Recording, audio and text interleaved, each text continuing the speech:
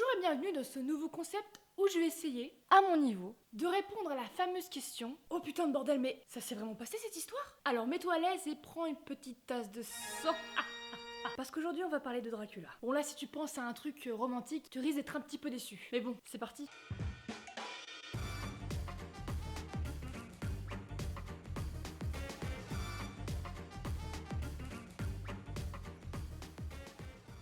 Le mythe du vampire s'inspire déjà de la nature. Il faut dire que les créatures suceuses de sang existent déjà sans aller dans la fiction. Le moustique, la sangsue ou la chauve-souris dite vampire par exemple. Coucou! Celle-ci vit en Amérique du Sud, mesure environ 9 cm et est capable d'absorber 59% de son poids en sang en l'espace de 30 minutes. C'est un peu flippé. Mais bon, toutes les chauves-souris ne sont pas comme ça. Sans elles, il n'y aurait pas Batman et puis quand je vois ce genre de vidéo, j'ai quand même du mal à les détester.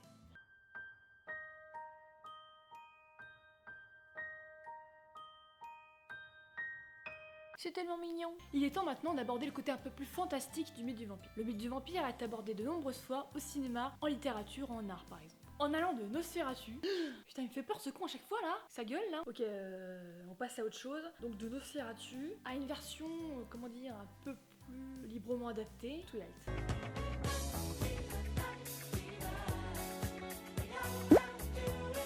Toutes ces œuvres, bien que différentes, s'inspirent tous de la star des vampires, Dracula. Une légende qui s'inspire de l'histoire du prince Vlad Tapis.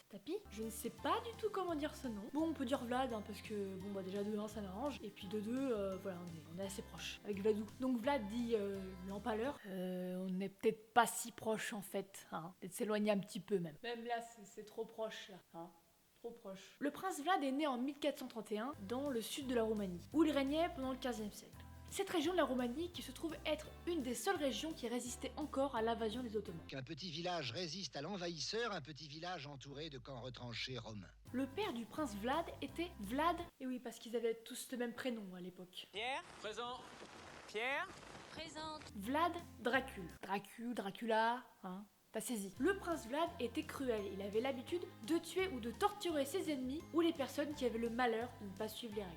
Tout le monde, quoi. Commence bien cet épisode, hein. On est déjà dans l'ambiance, c'est ça qui est bien. Pas que vous mangez pas, hein, parce que ça va pas s'améliorer. Hein. Ce qui fait qu'ils étaient au choix décapités, écorchés, cloués, frits, bouillis, brûlés, enterrés vivants ou pendus. Et demain matin, vous serez tous pendus. Pardon. Mais bon, il préférait les empaler quand même. Hein. Mais il aimait aussi couper le nez, les oreilles, les organes génitaux ou encore la langue de ses ennemis. Pas pire que les contes, quoi. Il paraîtrait même qu'il aurait tué une femme parce que son mari avait une tunique trop courte et qu'il ne couvrait pas ses fesses. Sans dire qu'il y aurait quelques stars de la télé-réalité qui auraient eu des problèmes à cette époque-là. Et là, tu vas te demander pourquoi on se retrouve avec des mecs blafards qui sirotent des globules rouges. Si, je t'assure, tu te demandes ça maintenant. Eh bien, tout simplement parce que le petit Vlad buvait le sang de ses ennemis qu'il sauçait même avec son pain. C'est fin, c'est très fin, ça se mange sans faim. Autant te dire, ça a dû être compliqué de pécho avec un CV comme ça. Pourtant, il réussit ça à se marier 3 fois avec Justina, Sneža et Ilona. Après avoir alterné plusieurs années de règne et d'emprisonnement, il finira par être assassiné. Ce qui n'est pas très étonnant vu l'existence du bonhomme. Mais ce qui est le plus étrange, c'est qu'on ne sait pas vraiment où est le corps de Vlad. Plusieurs recherches le situent à Naples en Italie ou dans un monastère à Bucarest. Mais bon, ça marche s'il est vraiment mort. Hein. J'ai bien dit si.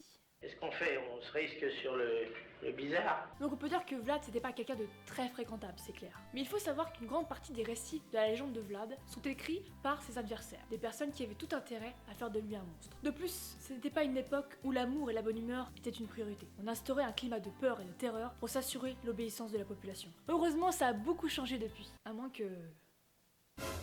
Electronica, embezzled by hip-hop, here to kick ass until the heart stops. Hipsters, pedal. Bonjour, je suis Dracula et je te demande de t'abonner. Merci.